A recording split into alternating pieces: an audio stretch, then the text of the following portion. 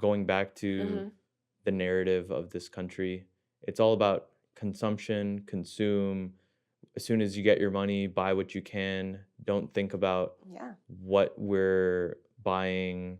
And even if you are thinking what you're buying, the justification of, oh, I'm buying this because it's environmentally friendly or because, it's still consuming something.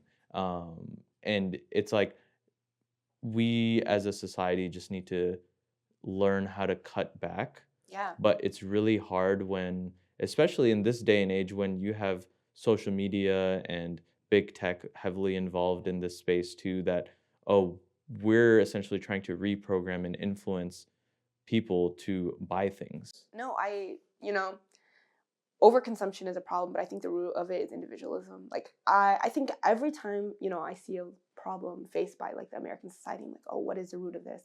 Oh, let's take out overconsumption for America. Like we've had to overconsume because we fractured our communities. We've gone into the suburbs. People have lived in their own home. Like you have your own cars. Like these things take money and other things to maintain. Like so let's draw a parallel. Like in Pakistan, you live with your extended family, and so the workload is shared. Whereas our mothers, when they moved to this country, moved to the suburbs, and in order to complete the same things that their mothers were doing, they needed to get like a KitchenAid, a microwave, like a washing machine. Like we're not like no one in this country hang dries their clothes for a number of reasons, but some of them are just like, why hang dry it? You could just put it in the dryer, and it's not more efficient, but like it's quicker. Like you don't have to wait all day.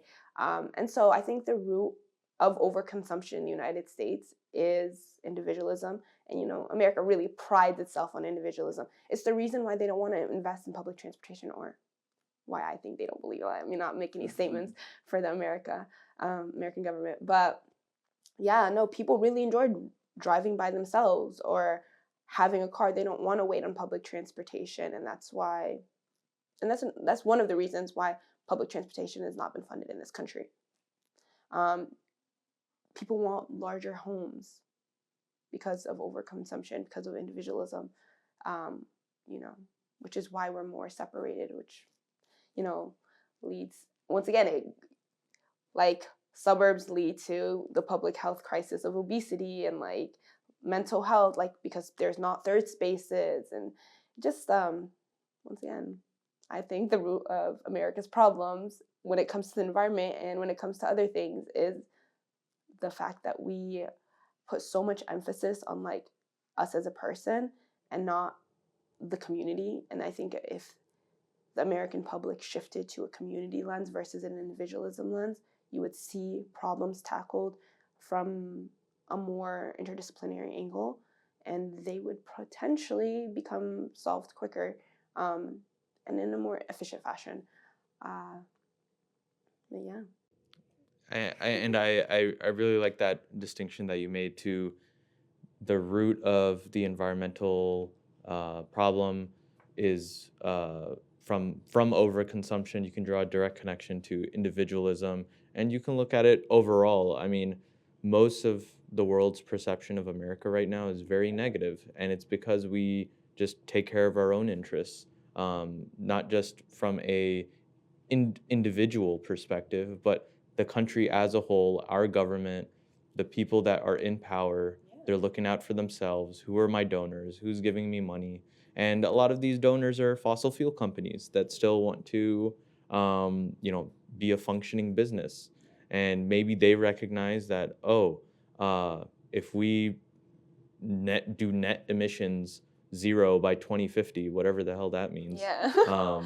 then we're good. We get a golden sticker that we did a good job. Yeah. And we're creating jobs. But what's the point of creating jobs if there won't be a sustainable planet to live in?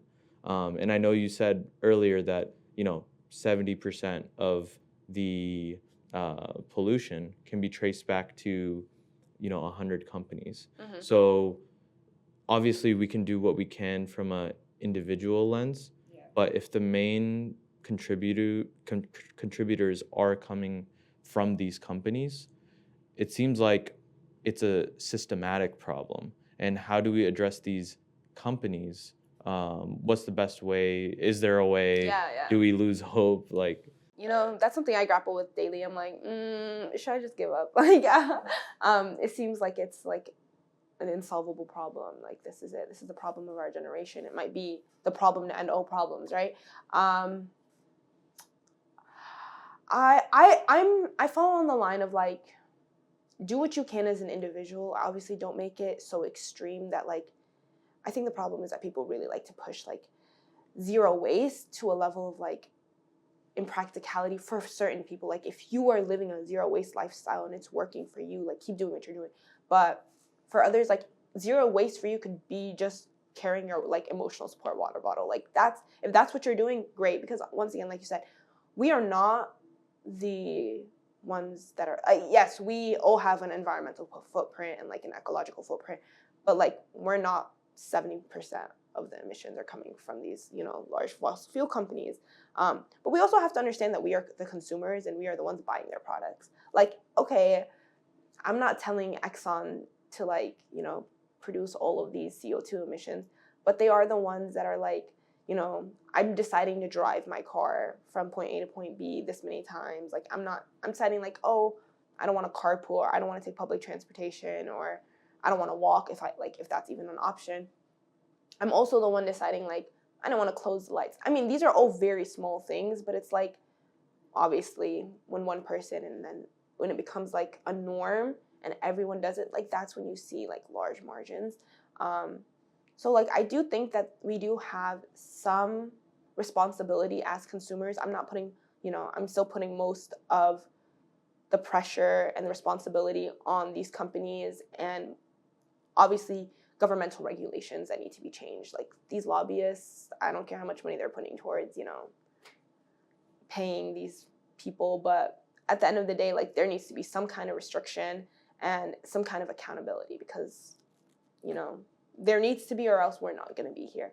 But I do think that as a consumer, you can make smarter choices. I'm not saying become zero waste. I'm just saying if you can find ways that are not going to hinder your life, or even if they like inconvenience you slightly, take them. Like at least it makes you feel better. Like, you know what I'm saying? Like I understand that I'm not going to be the person that solves this climate crisis, but I do understand that like if I speak about the environment, like I'm speaking with you today, like you become a little bit more knowledgeable. You think about it the next time you like, I don't know, go for a joyride. Like I don't know, but something like that. Like the next time you pick up a non-reusable water bottle, you're like, oh, okay, I have a water bottle at home. Let me go fill it up with water.